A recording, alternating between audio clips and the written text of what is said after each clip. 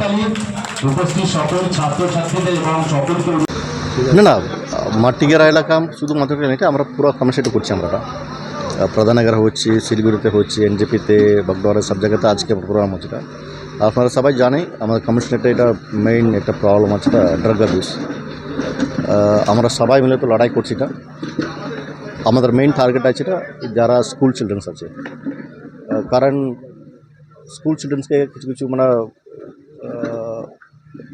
দেশ বিরোধী বলতে পারে আর সমাজ বিরোধী বলতে পারে। এটা কী করে এটা বলবে, ঠিক একবার তুমি চেষ্টা করো, একবার চেষ্টা করলে কী হয় এরা ড্রাগ অ্যাডিক্ট হয়ে যায়। সেই জন্য আমরা একটা উদ্যোগ নিয়েছিলাম। আমরা এরপরে যারা যারা ড্রাগ অ্যাবিউজ থেকে বেড়ে চলেছে, আজকে একটা ছেলে একটা কথা বলেছে, ওরকম ছেলেগুলো নিয়ে আমরা একটা টিম বানাবোটা। তারপরে প্রত্যেকটা স্কুল আর কলেজে আমরা এদেরকে দিয়ে একটা সেমিনার নেব।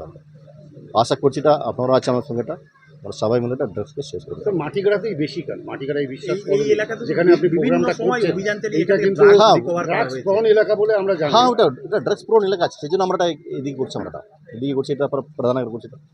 ইরাডিকেশন করা যাচ্ছে না, করছি তো আমরা, এটা সবাই মিলে করতে হবে। এটা মানে আমি তো বললাম ভিন্ন একটা প্রশ্নের দিকে যাবো আমি। সেটা হচ্ছে যে মুখ্যমন্ত্রী তিনি নবান্ন সভাঘর থেকে মানে জমি সরকারি জমি দখল ওইটা বলতে পারো না। ম্যাডাম তো বলেছি না, ম্যাডাম তো তিনি একটা ভূমিকা কি পদক্ষেপ গ্রহণ করছেন? না আমি কিছু বলতে পারবো না।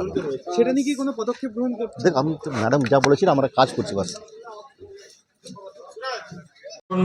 আমাদের মধ্যে কিছু ভাই বোন যারা সমাজের মূল স্রোত থেকে এই নেশার আওতায় এসে আজকে অসামাজিক কাজের সাথে যুক্ত হয়ে পড়ছে, তো সেই সমস্ত বিপথে চালিত